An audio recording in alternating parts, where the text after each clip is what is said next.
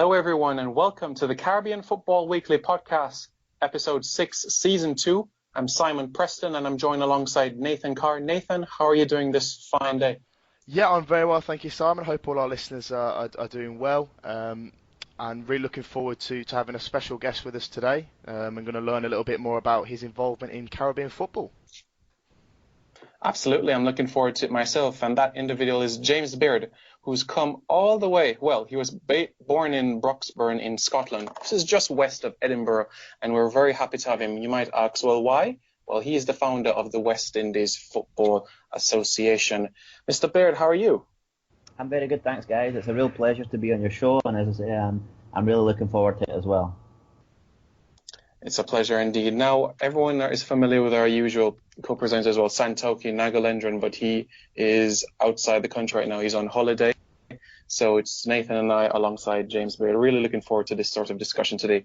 Quite a few questions we do have for James, and we're looking forward to getting involved with him.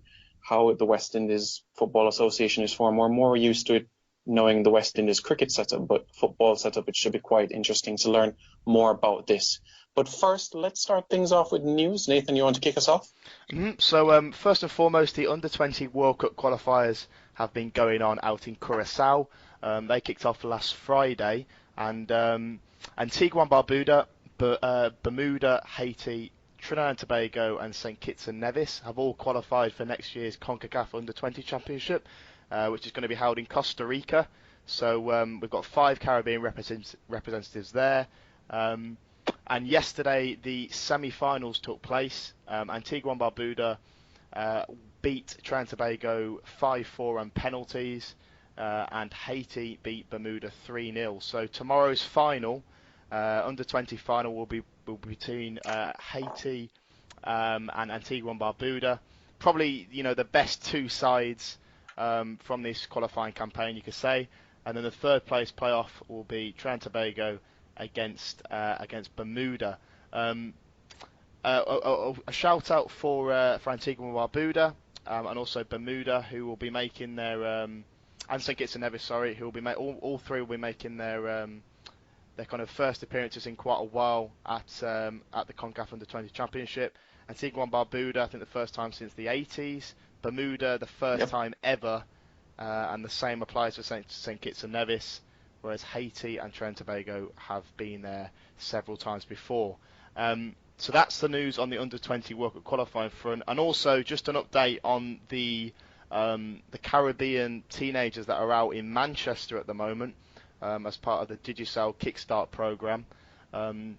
So some Caribbean teenagers who were picked at the Digicel clinic in Kingston, Jamaica in the summer. They've gone out to Manchester City to train at the Etihad campus. They've met some of the players, Raheem Sterling, Gael, Clichy, Bacary, Sagna, taking some pictures, and they actually played a local team called Hopwood College yesterday, and the Caribbean team won 6-2. Barbados' Deshaun Howell was able to score 4 goals yesterday, so very impressive from him. It's been a great experience for them all in all. I know Sportsmax TV have been putting up some videos of how they've been getting on, being treated to VIP experience really, all the facilities, and I think they'll be going to Champions League game on Tuesday as City host Barcelona. So really, really good experience for them, and who knows what the future might hold for these Caribbean youngsters. Absolutely. Whether or not they make it the heights of becoming a professional footballer or not, it's certainly an experience that they'll remember surely for the rest of their life. I'm really looking forward as well to the CONCACAF Under-20 Championship in Costa Rica next year. It's the first time that we're going to have 4 English-speaking Caribbean countries in almost 3 decades. So I'm really looking forward to that, to seeing the host of teams getting involved. St. Kitts was initially involved as well in a CONCACAF tournament in 2007, but it wasn't called the Championship, CONCACAF Under-20 Championship, until 2009. So you could say it's their first time in the Championship format, but they have made appearances in CONCACAF tournaments in the past. Looking forward to them as well. Antigua and Barbuda head coach as well, George Warner, has said that his goal was to reach this tournament, and he's really excited to rub shoulders with the likes of the Mexicans, the United States and Canada moving forward. And news my end on the Jamaican side of things, Jamaican international Javon Watson, who plies his trade in the MLS, he is going to miss the match against Suriname in the Caribbean Cup in November. He has a sports hernia, and he's going to be doing a surgery quite soon, which will keep him out for a couple of months. So not before the next FIFA date, maybe in March, that we would see him again in national colours, and well, perhaps the next start of the next season in MLS. So we do wish him a speedy recovery and hope that the surgery is able to go successfully as well. He has been a key integral player for Jamaica, and we do hope that despite his absence, that Jamaica on their part, as a Jamaican myself, will be able to get that victory over Suriname. But definitely, we certainly have a lot to talk about in this week's podcast. As you said earlier, we have James Baird, who is the founder of the West Indies Football Association. Nathan, do you want to kick us off with the first question to James, and then we start a regular discussion? Yeah, sure thing. I guess that a lot of listeners, James, will be kind of wondering how a Scot ends up playing football and settling into life in the Caribbean. I mean, how did that come about then?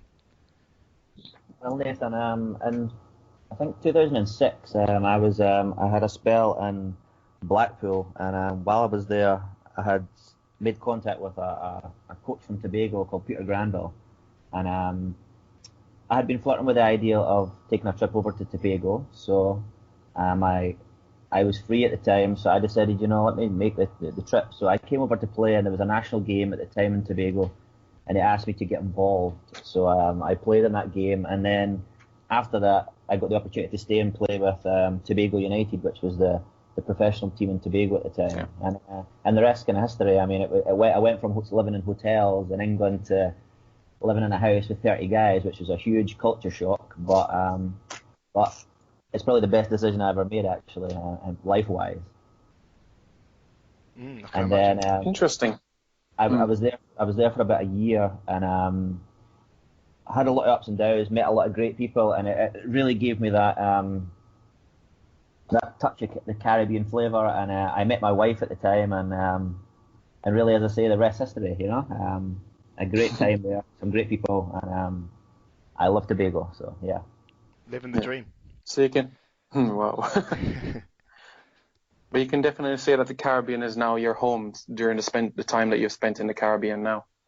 Yeah, well, I've been here. I mean, since then, I've been here just over 6 years. I got married in 2010, and I've had various roles with different clubs, get involved with different national programs, playing and coaching.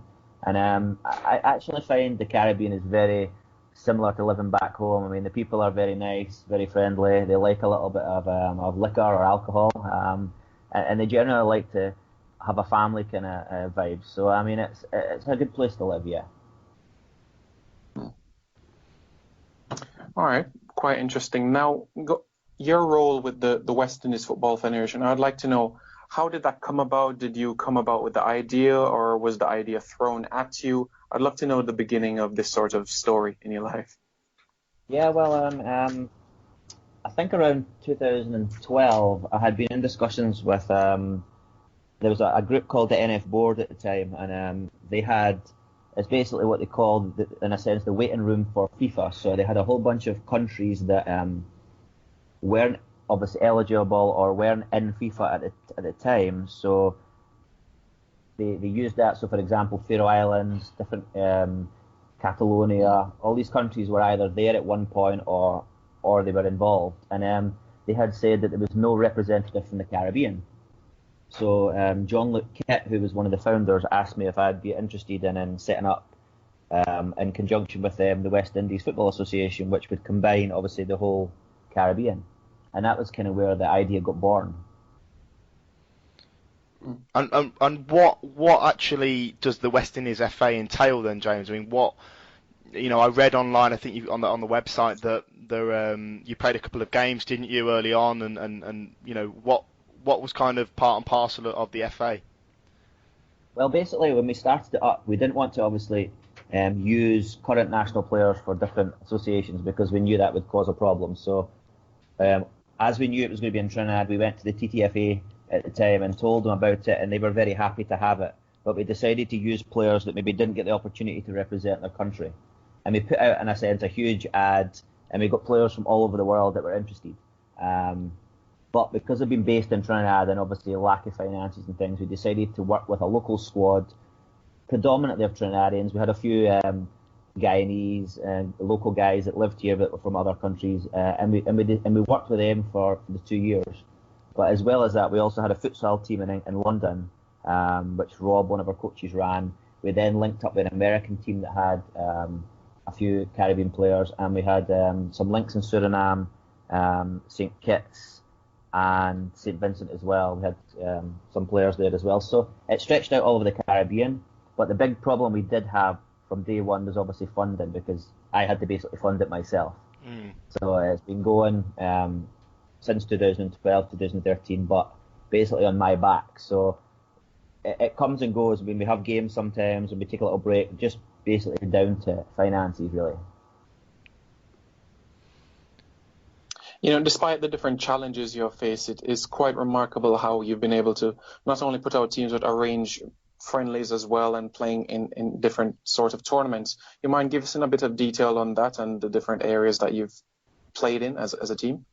Yeah, well, I mean, we've played about 2 or 3 games here in Trinidad, but obviously the futsal team have played games, and we had a girls team as well playing, whilst also having obviously individual players playing with clubs around the world. So obviously my main aim is there is supposed to be an NF board tournament, which is the WIFA World Cup. It was supposed to happen the last 2 years, but due to a legal battle and changes in the association, it's supposed to happen in 2017, which means we should send a team, which will be a West Indies team with players from various associations, and we'll send the team to wherever obviously the tournament may be. But we do, as I say, we have an indoor tournament coming up. We do have a futsal game, I think, in London, and we have been asked for a friendly from a London-based nation. I can't remember off the top of my head, but so we have a game scheduled for in England 2017 as well. Okay, this all sounds good, doesn't it? I mean, on the general subject of the West Indies, James, on previous shows we've talked about kind of the idea of a West Indies football team that would, hypothetically could replace the kind of each Caribbean country. So it would be a united West Indies national team that would kind of bring together all the best, most talented Caribbean players and put them into one team. I mean, what are your, straight off the bat, what are your thoughts on that idea and kind of how practical it would be? I mean, I think it's a great idea, obviously, in the sense that it would guarantee, I'm pretty much sure that there would be a Caribbean representative every World Cup kind of thing. But I think the drawbacks are, I'm pretty sure the associations obviously wouldn't go for it. Maybe in individual competitions, like, for example, maybe the Olympics, things like that, yeah, that could be an idea. But I think they wouldn't want to give up, obviously, their rights individually as associations to play. And obviously then you're cutting down players' opportunities too, because, I mean, you would go from having, obviously, I can't even remember how many associations there is off the top of my head, but 31. A whole bunch of associations, 31, yeah. And then cutting it down to 1, which obviously would give players less chance to play. So, I mean, that's the negatives, but, I mean, as I say, the positives would be, obviously, they'd be playing top-level football. It'd be a fantastic team. The pace, the skill would be phenomenal, but I really don't think, realistically, the associations would ever allow it, or FIFA, to happen, Similar to what we were saying then, Simon. Yeah, I remember, a few weeks ago we did touch on it. But despite that challenge, James, do you still have an ambition to at least perhaps be part of CFU or CONCACAF? Do you have that sort of ambition in mind? I actually approached both of them, I think, last year. And although, I mean, I think the only one that actually got back to me was CFU. But and they thought it was a great program, but they basically told me, I think, in no little terms, that they don't think they would ever allow, a West Indies team in. Because, I mean, I had thought, for example, as long as I don't pick the players from the other associations, would they allow me to compete, kind of thing. But they didn't seem to like the idea too much. And James, you were saying that the team kind of comprised of mainly Trinidadians, but some Guyanese and maybe a few other nations. I mean, what was the talent level like from those players?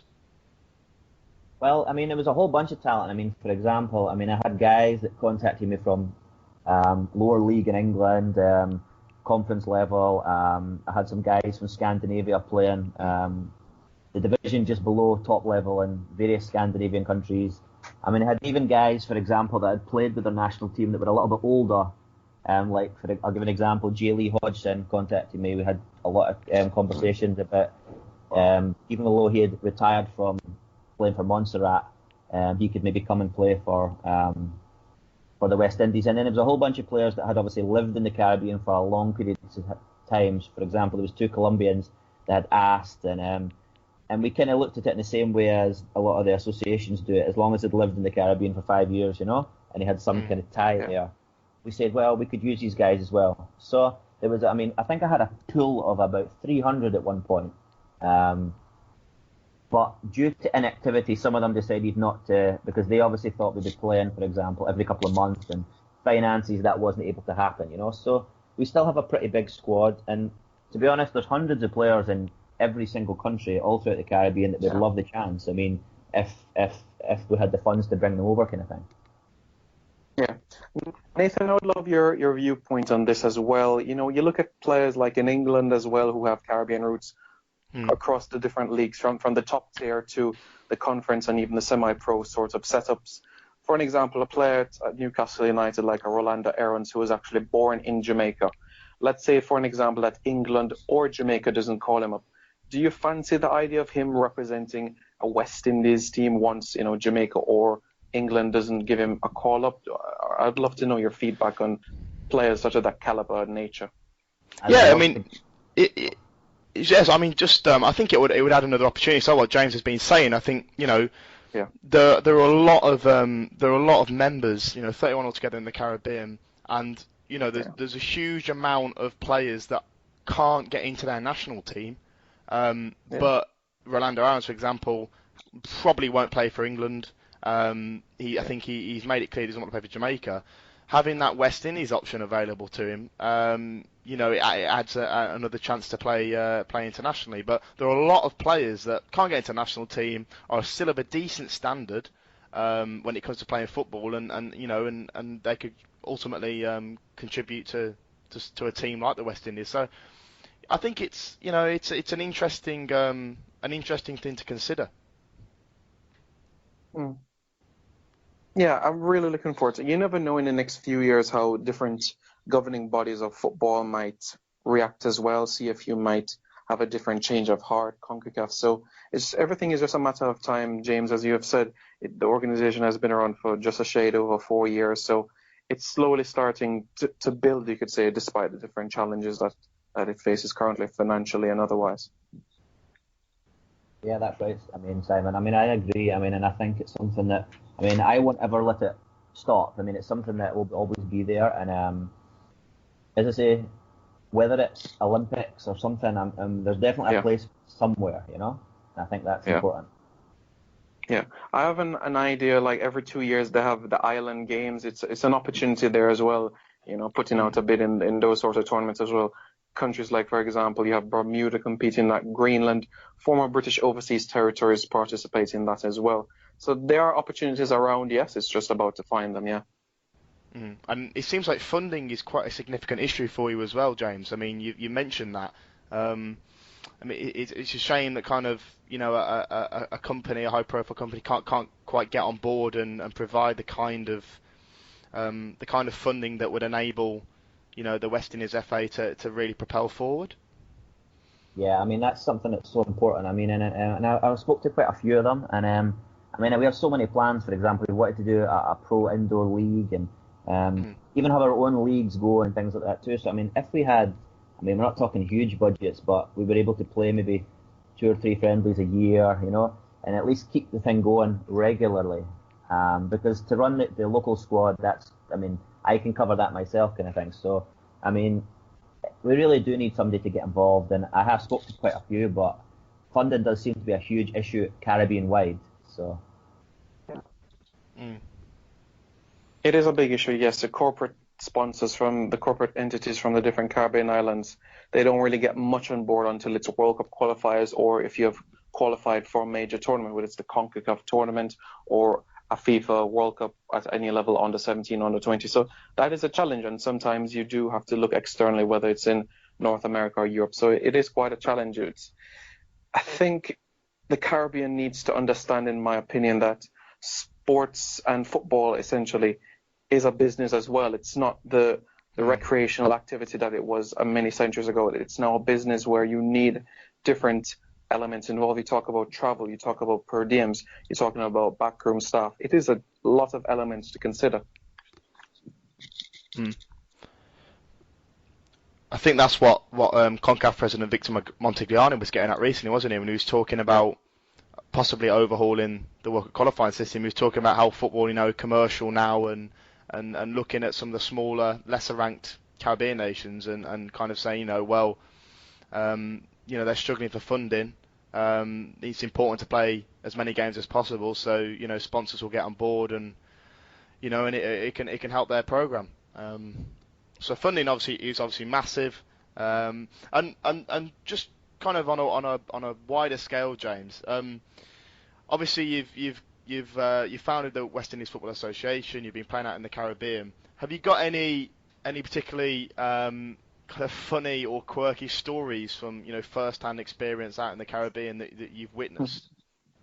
Well, I mean, so many that, and some of them that obviously I couldn't say on air, but I have to say, obviously, like I said, getting used to the Caribbean mentality is a huge shock to the system. I mean, when I was in Tobago, I mean, literally every day there was some kind of function you had to attend, and it was actually pretty high profile for a team that had barely won a game before the team that we had that year had came to play. But funny stories. Anything that kind of you wouldn't see back home, or a little bit different? Yeah. Well, like I said, I mean, I think we were talking about at the start is sometimes you go to training and I mean, not so much now. I think it's starting to improve a lot now, but in 2008, you're talking about you'd go to training maybe for 9 o'clock, or I would be there at training for 9 o'clock, and sometimes guys would saunter in at about 10, 11. Yeah. I mean, and then training would start. And then you'd have other things that training would be cancelled because you might have a cow on the field or a bull running at you. Things that you would never expect anywhere else in the world.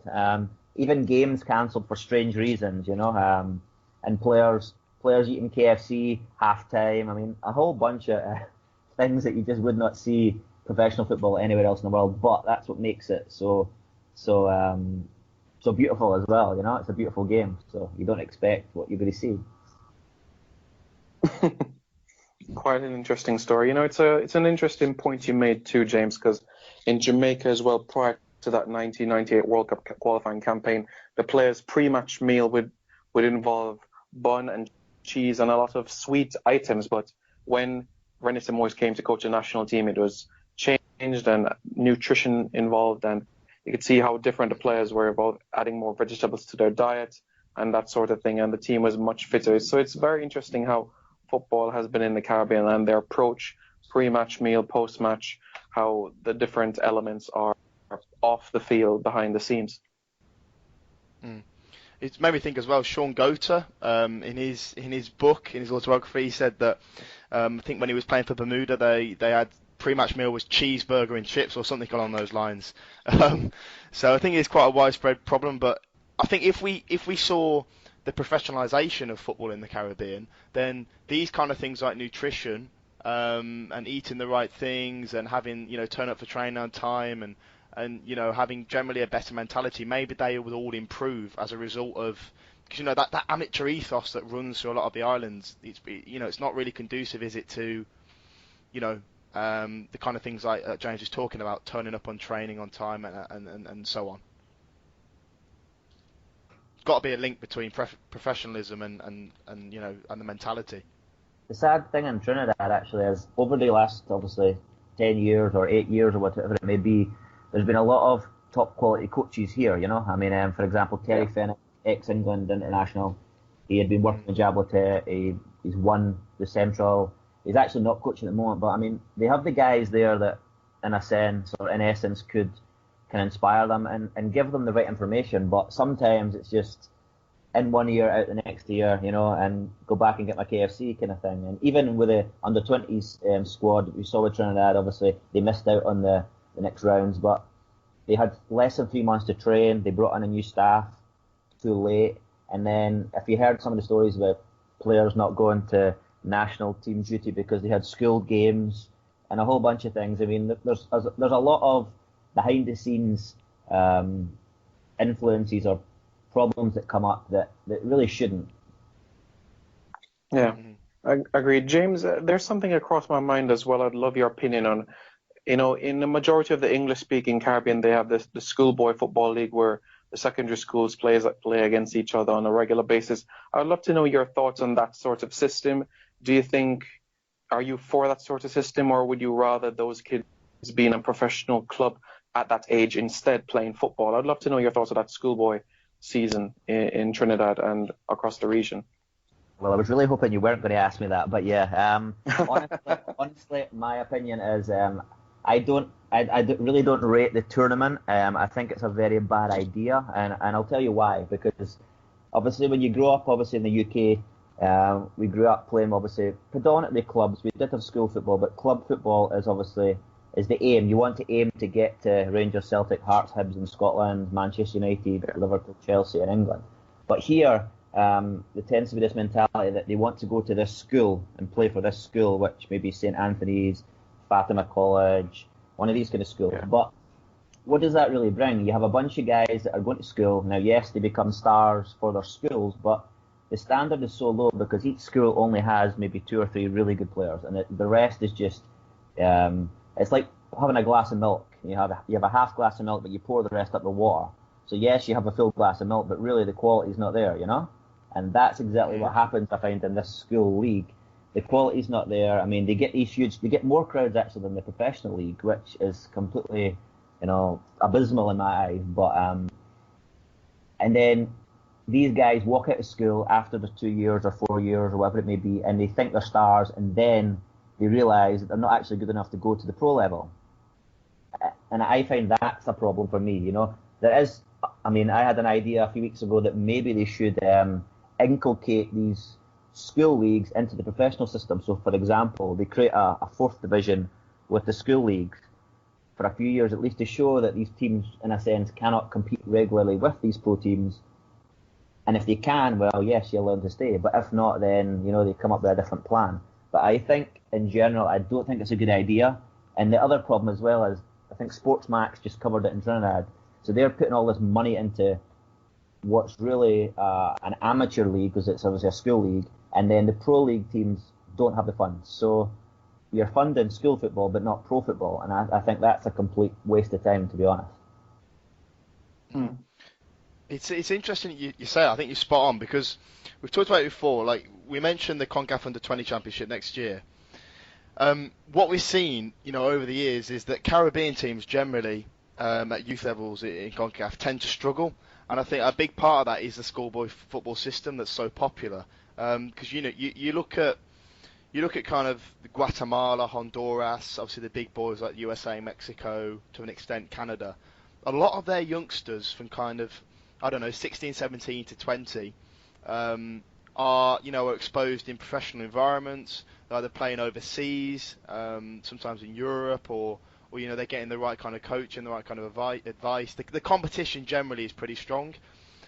But then like Trinidad Tobago and Jamaica and Haiti and kind of other islands that attend, because they're playing this schoolboy football season.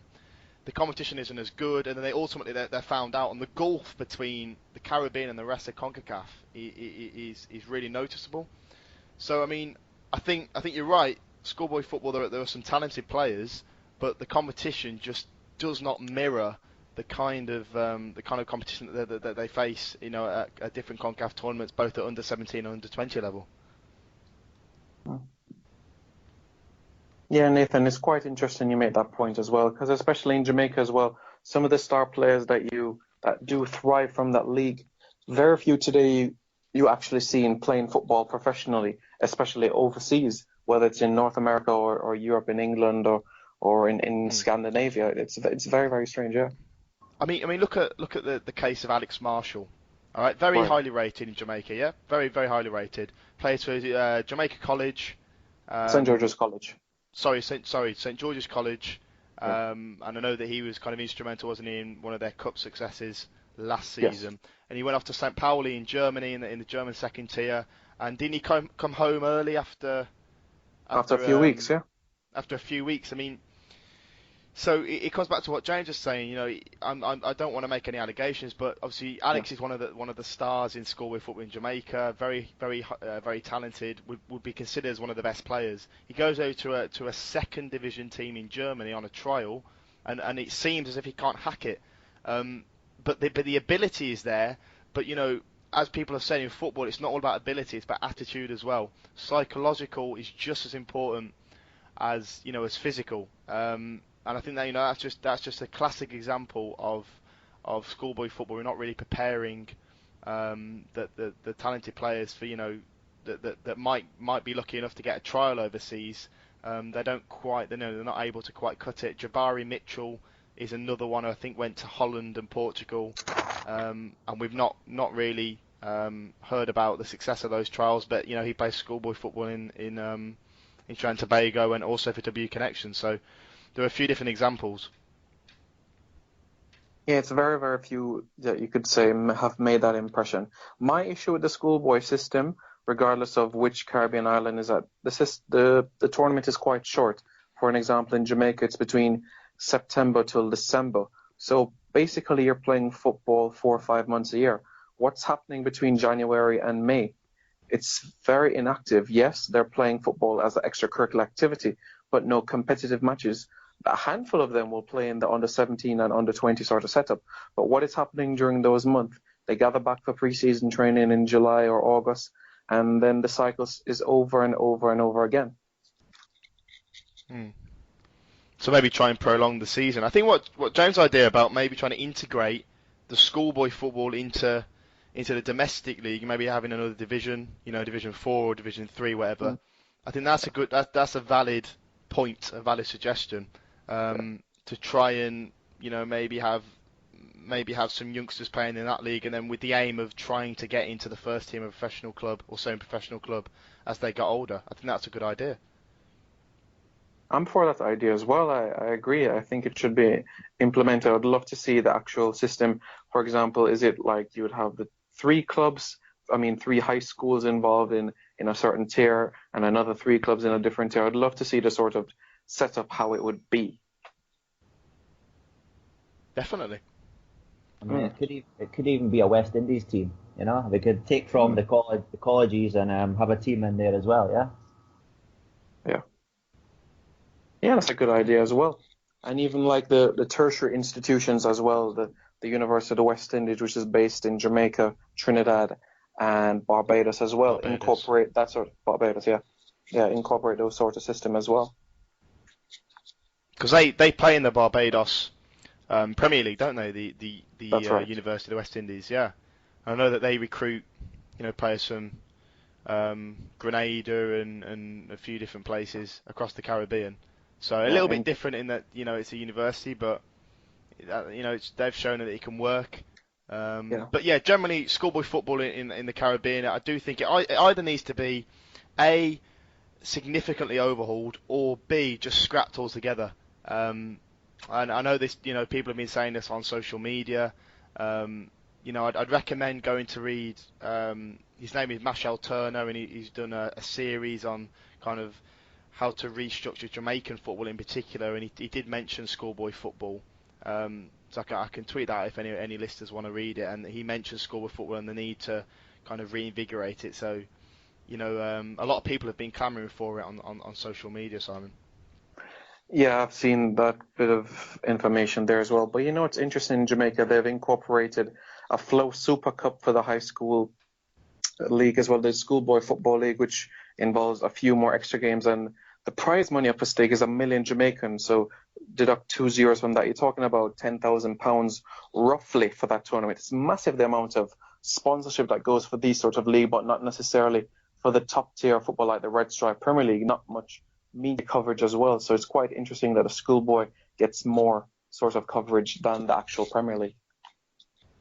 Huge crowds as well. As James was saying, Yeah. huge crowds that turn up to these schoolboy football matches. The cameras are there. They're kind of treated as mini celebrities, aren't they? But Oh yeah. the Pro League doesn't quite get the same recognition. But James, I wanted to ask you, because make sure we keep an eye on the time, we get it all in the show. I wanted to ask you about the British Virgin Islands, and I read that you were close on the cusp of representing their senior team, but it didn't quite work out for you. You had some issues there. Can you talk to us a little bit about that?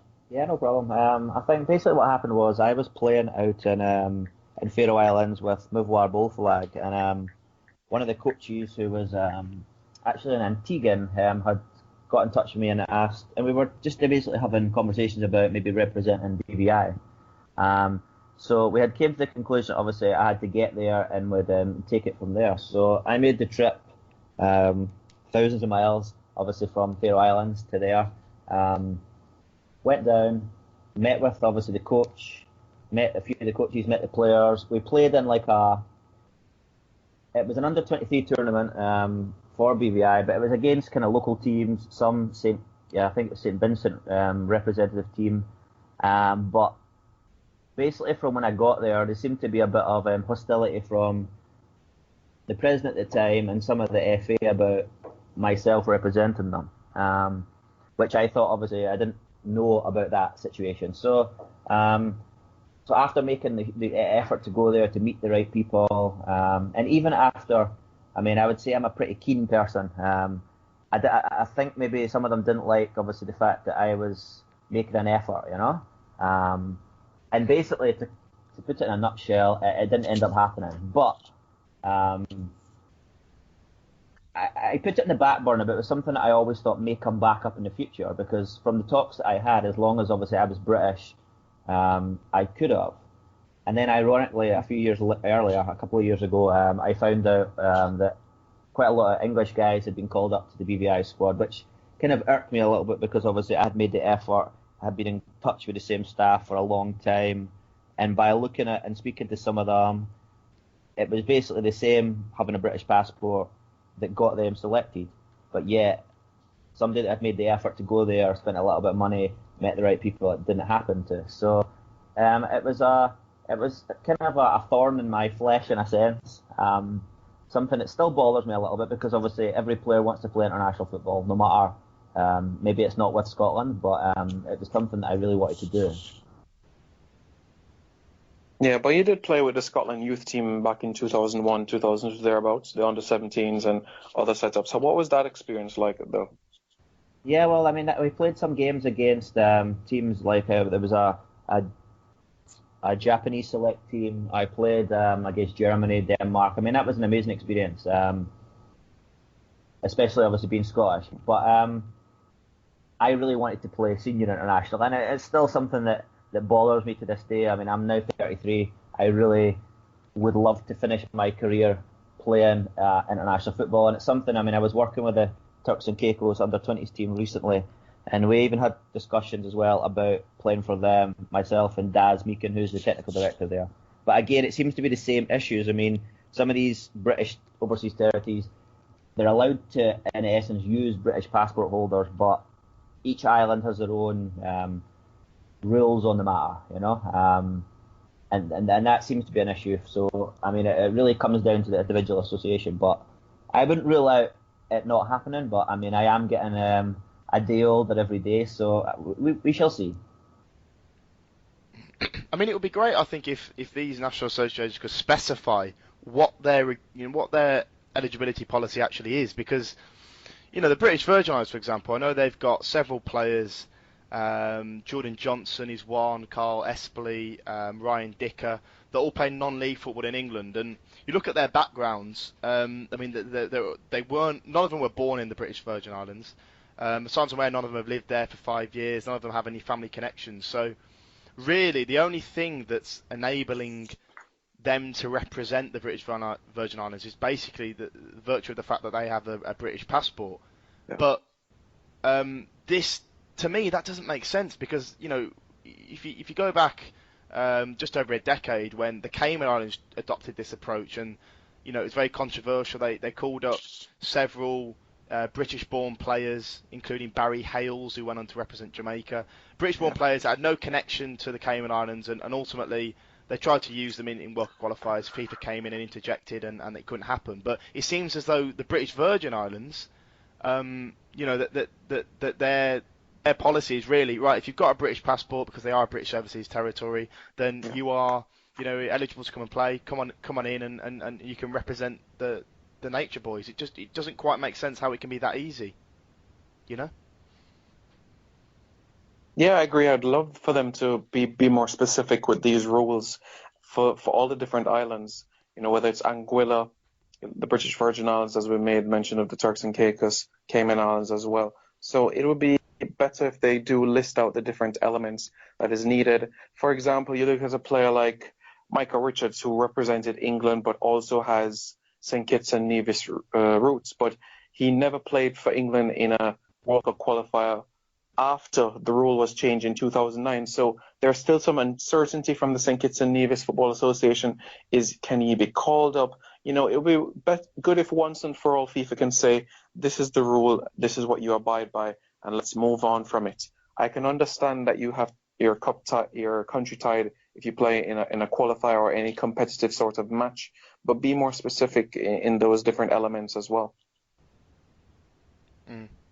No, I agree, and you know, I think for players like James, you know, are kind of still harbouring hopes of playing international football, it's vitally important, you know, that they do make it clear, because it seems to me as if, you know, you've encountered issues, particularly BVI and now the Turks and Caicos Islands. You know, the eligibility thing is a widespread problem, but I think, as James was saying, maybe it varies from association to association, but for me there should be with the British Overseas Territories, there just be a set system that they use, and they say, right, well, this is the policy.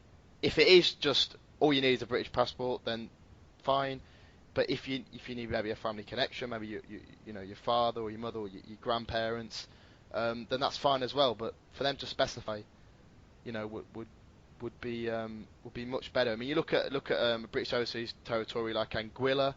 As far as I'm aware, they haven't adopted that approach. They've only kind of gone for players that have Anguillan roots. I remember for the 2010 World Cup qualifiers, they called up Jermaine and Ramel Gums and Brian Connor from Slough Town. They got a small diaspora in Slough, and they went on to play because they're family from Anguilla. So, you know, I suppose it varies from association to association.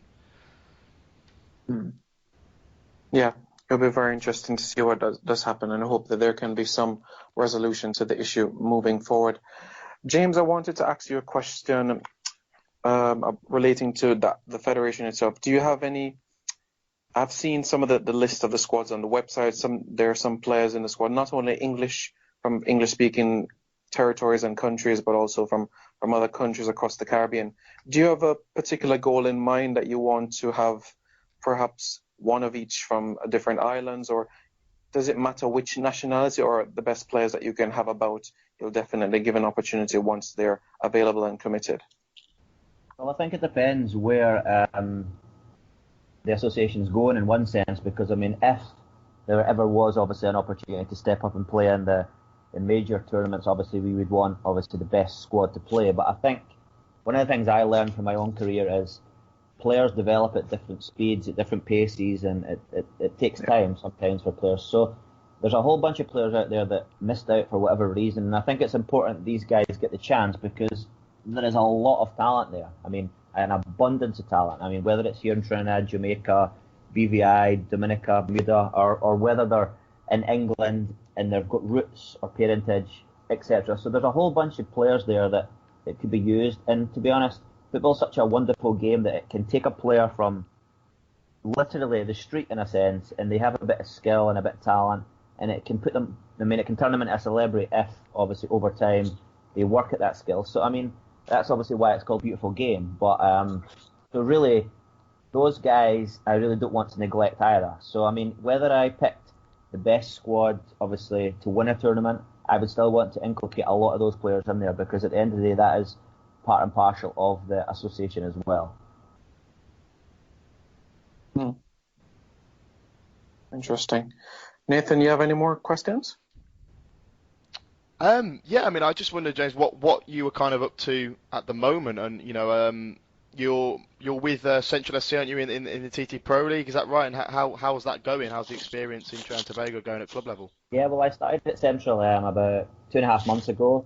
Sadly, I fractured my ankle in 2 places, and so I've been out for the last 2 months.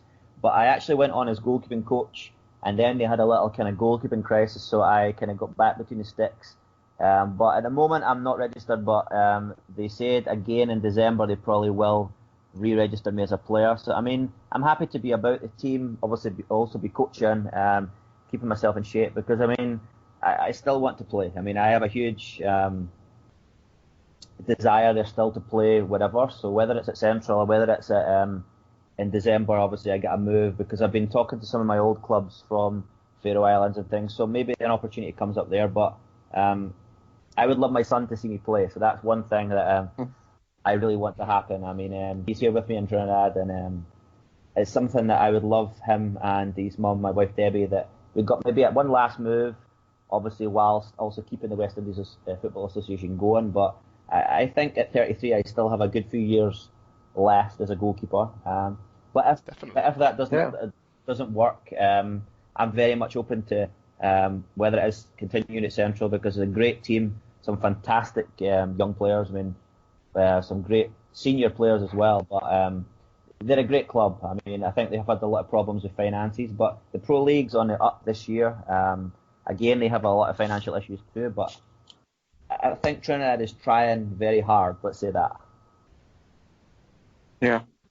So from what you said there, James, is your intention really to stay in the Caribbean and continue to play football in the region, or would you consider having to go overseas if an opportunity didn't present itself? Well, a lot of people have called me kind of a bit of a globe trotter. So I mean, to be honest, now at that age, I mean, obviously, I'm not going to walk into a Premier League team or a La Liga team or something like that. I mean, obviously, that would be realistic.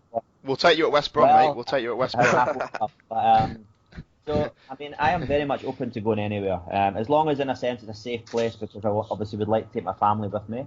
I am very much open to go anywhere. Yeah, it wouldn't. It could be Timbuktu, but as long as there's a football team there, and in a sense they can cover my salary, I'm happy with that. Well, James, we really have enjoyed what you have shared with us today. We thank you very much for being a part of the show, and we really do hope that in the near future you can join us back again. And we admire what you have been doing in the Caribbean and hope you can continue, because I really think you're onto something that could be huge for this region. Thank you very much. Thank you. Nathan, anything else you'd like to add? No, yeah, just to echo what you said, James. Thank you very much for coming on. Provided plenty of insight, and please do keep us posted as well on all the developments with the West Indies FA and how you get on with Central. And if you move on clubs, then do let us know. Is there anywhere that we can or listeners can kind of follow you on social media or keep up to date with what you're doing in the Caribbean? Well, we have obviously the West Indies has their website, which is www.wifa.ca, and we have obviously the Facebook pages for myself, James Baird, or the West Indies Football Association as well. So we try to keep those as up to date as possible. So you can get me on either of those. All right, thank you very much, James. Much appreciated there. Nathan, you want to share your social media before we wrap up? Yeah, so you can find me on Twitter at Caribbean Football abbreviated to FTBL. My website is www.thehomeofcaribbeanfootball.com, and of course you can find Caribbean Football Weekly on iTunes. So you can subscribe on there on your Apple device, and also we are on SoundCloud, and hopefully this episode will be going out either tomorrow or on Monday this coming week. So thanks very much again for listening, and do please send any constructive feedback to myself on Twitter or Simon, who I'm sure will be delighted to share his social media channels with you all. Well, I'd first like to say to all the listeners, thanks very much as well for helping me reach 600 subscribers on the YouTube channel Reggae Boyz Commentary. Really appreciate it very much, and thanks for keeping up as we collaborate together with the home of Caribbean football as well. You can find me on Twitter at SimeyP93, that's SIMEY, the letter P93. I'm also on Facebook, and you can follow me there, Snapchat as well with the same name, Instagram as well. So thank you very much for listening. I'm Simon Preston, and stay tuned for next week for episode 7.